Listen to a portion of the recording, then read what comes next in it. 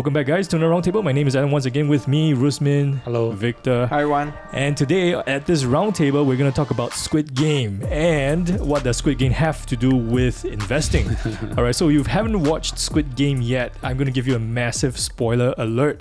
If you haven't watched it, please skip this video because we're going to discuss Squid Game thoroughly. All the games. All the games. Yes, all right. So if you haven't watched it, please, just going to let you know from this point on, there are going to be massive spoilers. All right. So if you're ready, let's get ready to play Squid Game. Ready? Let's get ready to play Squid Game.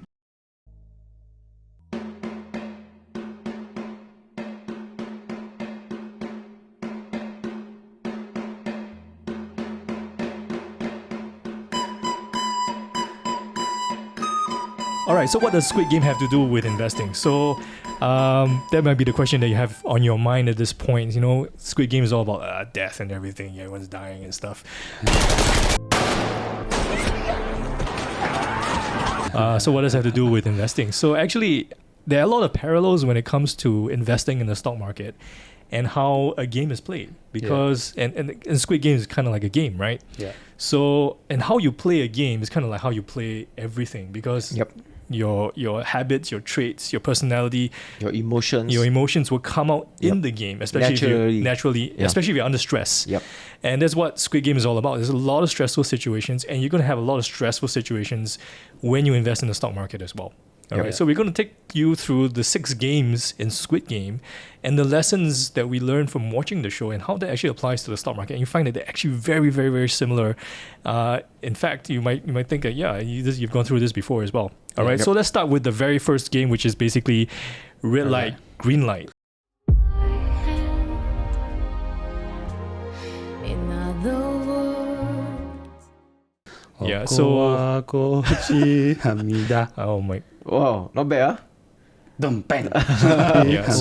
Wow, not bad, Oh, you got it. I think you got it right. Sounds like Sounds similar. Sounds right? similar. Sorry, I know Rusmin speak Korean. I mean, But my daughter has been like singing that all the time. I'm like, please stop. That's All right, so probably the best you K-pop get song. PTSD.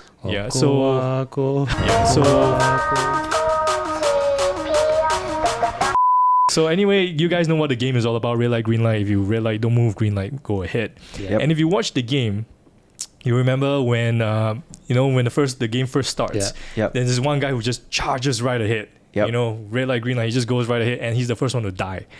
So basically, if you look at that in with your stock investments, it's pretty similar, right? Yep. In a sense. So in a way, you don't want to rush to make money, and there are also times where when there's no opportunity, you don't want to actually invest, right? So there are times, of course, when this red light, you're supposed to stop, right? Yep. But some people, when they sometimes in certain markets, when the valuations are high, when there's no opportunity, people still just want to buy, right? They just want to invest because they can't sit on cash. Okay, so I think for this game, and the same thing for investing, you got to follow the rules, right? When there's no opportunity, just simply sit on Sometimes cash. they like suffer from FOMO, right? Fear of missing out. And they see someone else like making going, a lot of money, going far ahead. Yeah. They just rush in without doing their research. Yeah. Which is like the first guy. Yeah, so it's sort of like quite similar to during a market crash, When the market crash, a lot of people are excited, it's cheap, you rush in and buy. Then the market crash further, right? Then the panic. That's where the gun keeps shooting and everybody start running, right? Yeah. So that's where your stock price keep dipping. So I think the take is that what I can learn from this is that during a market crash, just be calm, wait, and see how it turns out first, right? Because the market just don't crash and go up straight away, right? You will crash, and usually the market, when a major crash, right, it usually lasts close to a year or more. Yep. Right? That's based on the history. But of course, the recent COVID crash was a crazy one, right? Yeah, it just 3 took months. I think 1 month or something, just recovered back up already. Okay, but most of the time, the crash takes about 1 year or so. Okay, so just take your time, relax. When the crash happens, just cool yourself down. Right, focus on your company valuation and just buy. Don't panic. Right? Yeah, I think that's a great point that you brought about market crashes, because during the game, when everyone realized that if you lose the game and you go like bam, everyone's dying, then they all start panicking. They're running for the exits. but they all get shot. It's Yes. like literally blood on the streets. Yeah, and Yep. this is exactly Yeah. happened when the market crashed. People panic and they ended up buying high, selling low. Yeah. Yep. Yeah. So again, if you ever had that situation yourself, maybe during COVID, when everything Yep. was crashing, how did you feel at that point in time? Were you panicking, like all those people rushing for the doors and they all got shot? Or did you like basically keep a cool head, like some of the main players in Squid Game, Yeah. and they basically just got to the end of the line, Follow the rules. follow the Yeah. rules, and they got to the end of the line and they survived the game. Yeah. Alright. So when you buy down the trench, right, you also must follow the rule. Right. Yeah. You follow the rule, then you can buy successfully downwards. Yeah. Yeah. All right. So that's the first game, red light, green light. I think it's like a perfect metaphor for like the stock market actually. So the second game in Squid Game is Honeycomb.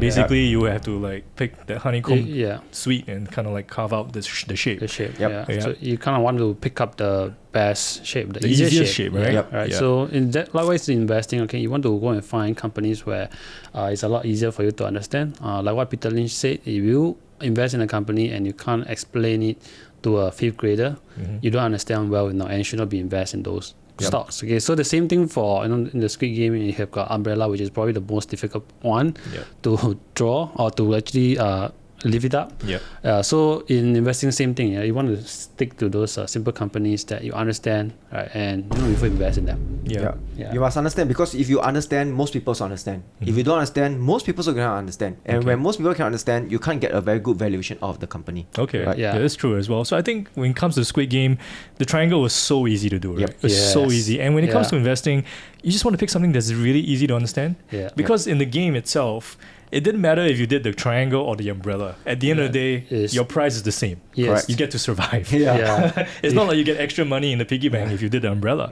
Yeah. So same thing in the stock market, where the difficult company and the easy company, at the end of the day, if you're going to make money both ways, pick the easy one. Yep.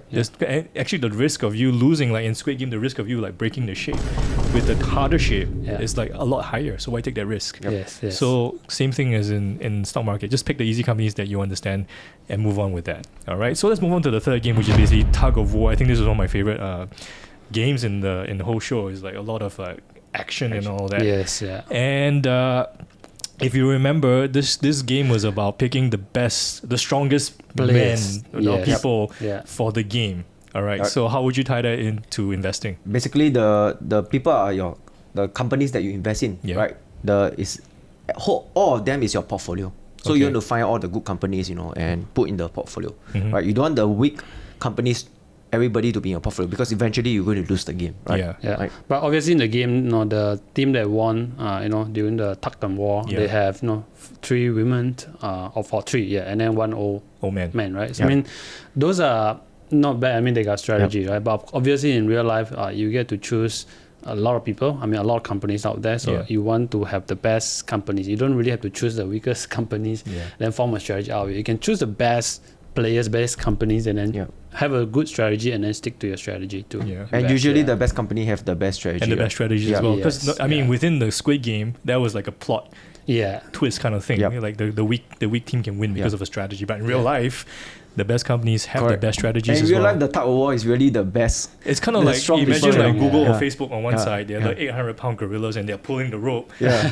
And on the other side, you have companies that, like the newspaper companies on the Yeah. other side, Yeah. and they're all dying. Yes. Yeah. So you want to be on this. You want to pick the winners. Pick Yep. the side of the winners. Yep. So I think that's what tug of war is all about. Just pick the strongest team, and usually the strongest team have the best Yeah. strategies as Yep. well. So let's move on to the next one, which is basically all about marbles. I think Yeah. this was one of the most Sad part. the Saddest most part. the Yeah. one that pulled on the heartstrings Yeah. the most. So, and I mean, there are many games within this episode. But what was the biggest one that kind of hit you when we played in Squid Game for marbles? I think it's when Ali get cheated. I think everyone felt that that one. I was think, a very I think they sad really sad did moment. Ali dirty for that Yeah. one. It's like, oh, that one was so bad. So, so the same thing I think investing. There are listed companies out there whose management tends to be, they're very good with words. Very They flamboyant. promise a lot of Yeah. stuff. They're Yeah. flamboyant. I still remember it's a company that I used to visit, and the CEO was talking about their business model, how great they were at the time.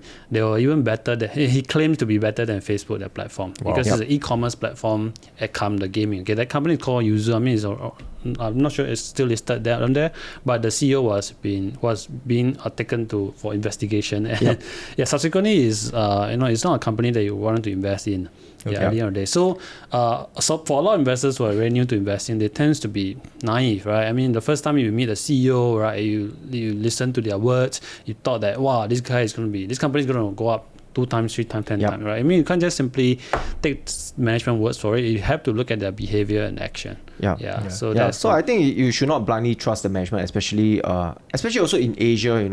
They like Rusmi said, they put on a lot of good words. So my take is always, well done is better than well said. Right? Yeah. The management can say a lot of things, but they don't do it, then it does not matter anymore. Okay. Right? Yeah. So that company, one of it is that there are changes of CFO that, it has been, every year they are changing the CFO. And within the year, I think there are a couple of CFO actually got changed.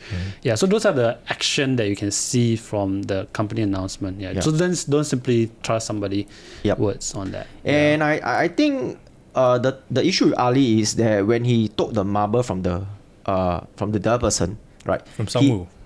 I can't remember I think his his name. name was Sangwoo. Oh, okay. So he didn't check whether the marble is really inside. Yeah. Right. But in real life, when it comes to investing, right? Yes, we say that don't blindly trust the management, but you still have to quarterly track whether the managements fulfill what they actually said.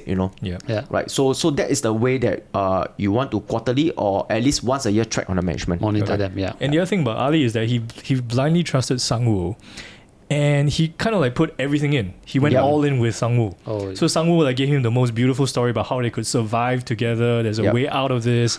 Don't worry about it. Smoke is very true. And that's true in real life. There are a lot of CEOs who may just paint you a very beautiful picture of where this company is going to go. I think that's great to hear. If you want to hear the nice things as well. But you got to back it up with, like you said, well done is better than well said. At the same time, you don't want to go all in. Yeah.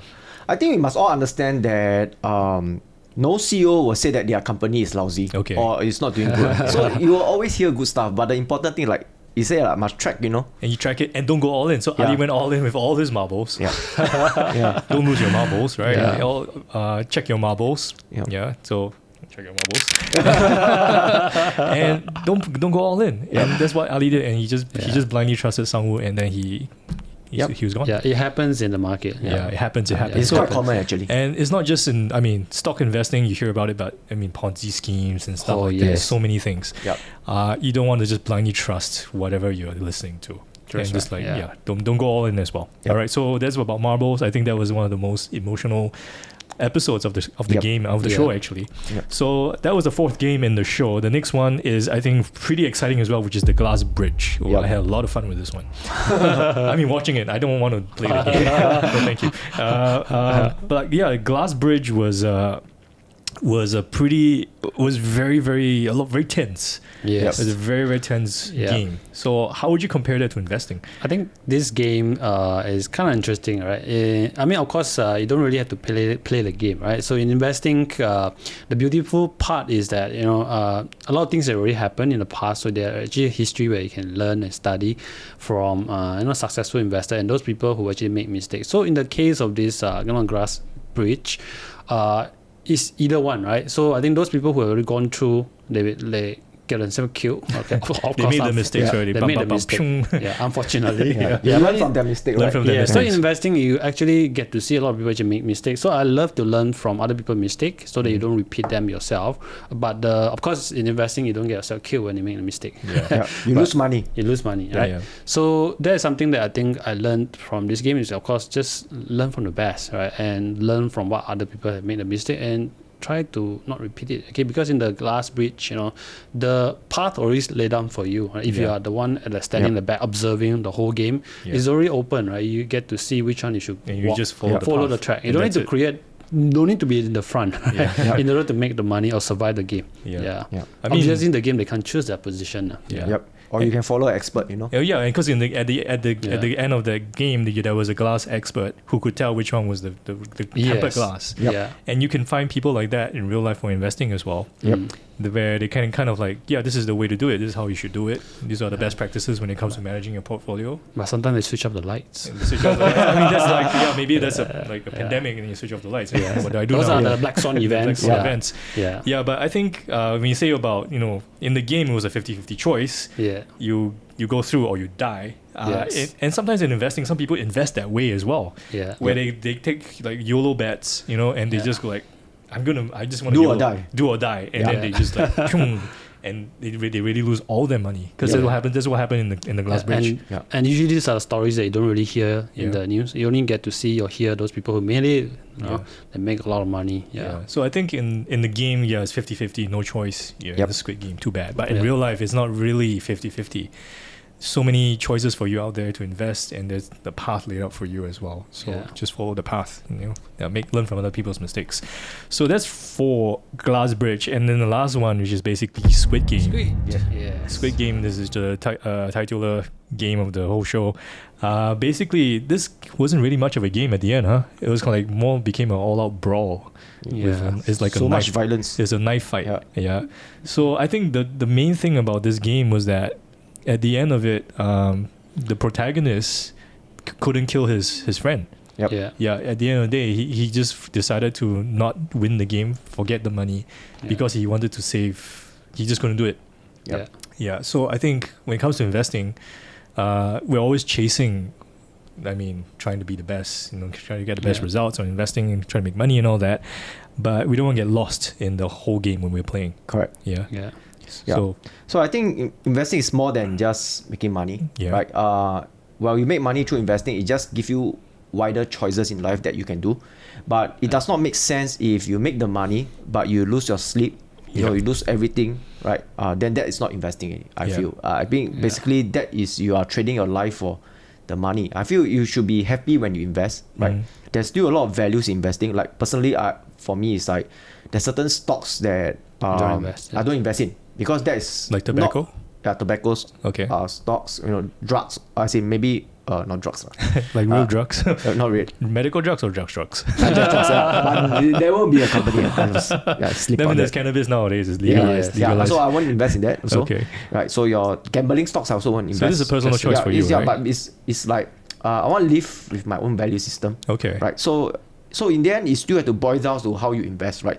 Some people they only invest in those with ESG and all this, save the world and all this. It's up to you, but in the end, it's all about being happy when you make the money. It's not when you make the money, but you still feel set in life. Then I think you live quite a lousy life, man. Okay. Yeah. Because it's basically a means to an end, right? Being successful at something. It's about happiness at the end, right? Yeah. So I think, of course, unlike Squid Game, investing is not a matter of life or death, right? So, and like what Peter said, you want to invest. At the end, you want to sleep peacefully at night. But of course, once you get a prize money, right? What do you do with it, right? So it all boils down to people, right? Humans helping the human. The main actor is basically trying to help everybody, right? Go through the game, and he's even willing to give up the whole game just to save somebody, right? So the same thing, I think, for this, investing. Once you achieve your goal, of course, you will have the freedom to do whatever that you want. Okay. Of course, along the way, you also don't want to forget those people who needed your help. You can help them either through knowledge or through financially. Right. It's best that once you are there, you want to go around and helping people. You can make all the money, but at the end of the day, you're alone. Then what's the point of the money? Your money is to share with everybody that is around you that support your success, like what Rusmin said. So I think it's not just about investing, but I guess in the chase for materialism, it's really just a means to an end. And don't forget who you are. And don't forget who you are, because there are really people who forget who they are when they get too much money. Actually, that saying is because I don't think money change people, but money amplify your inner character. That's true as well. That can happen. So once again, so that was the end of Squid Game, which is that was how it ended. It's a good show. If you didn't watch it and you rewatch this video, go and watch it again. Watch it again. I think there are a lot of Easter eggs as well. So a lot of YouTube Easter eggs are out there. Pretty interesting. Then you understand what this means. Okay, please stop. Best K-pop song. No, thanks. But so once again, I think that was a pretty good. I think there's there's a summary that I wanted to bring to you, because I think Squid Game has been all around on the internet, on social media, and everything, and we just realized that there are parallels to investing as well. Because, like I said, it's not just a game. It's how people react to the game. Yep. And investing is kind of like a game. The stock market is a game. Yeah. It's It is a game. It I is a think. game. It is a game. Yeah. And how you play the game is really a reflection of who you are. And Squid Game is just exactly like it. It's all about the human drama, the human emotions.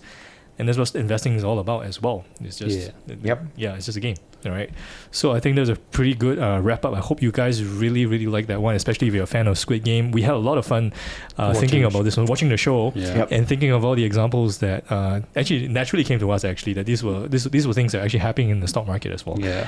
Just represented in different ways. Yeah, and there's some part about the personal finance. So those people who are in the game are basically got into financial trouble. Oh, yeah. They either have gaming addict or they owe people a lot of money. Yeah. So don't be in that situation where you basically think that you have to lose your life to gain your life back. In the end, you lose your money most of the time. You so almost at your end. So don't be someone who would participate in Squid Game. Unless you want to be slapped by what's the guy's name? Gong Yu. So people saying, I wish I was being slapped by the guy.